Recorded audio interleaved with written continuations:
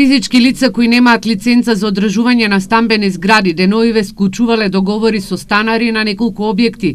Штипскиот инспектор за домување Сашко Андонов алармира дека лицата немаат лиценца, со што договорите кои се склучуваат не се законски и како што вели тој, на овој начин овие лица прават и кривично дело.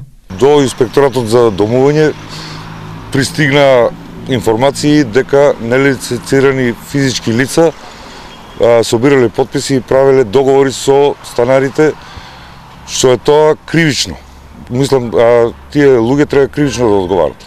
Во Штип постојат само две лиценцирани фирми, и тоа се лиценцирана фирма Барбир и лиценцирана фирма Стамбен сервис бизнис центар.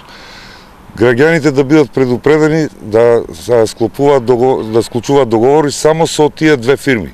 Други фирми не постојат. Андонов забележува дека граѓаните кои веќе склучиле договори со лицата кои се представуваат како нова фирма за одржување на стамбените згради да ги раскинат невалидните договори, бидејќи оваа фирма не е лиценцирана. И во регулаторна комисија таа фирма не постои.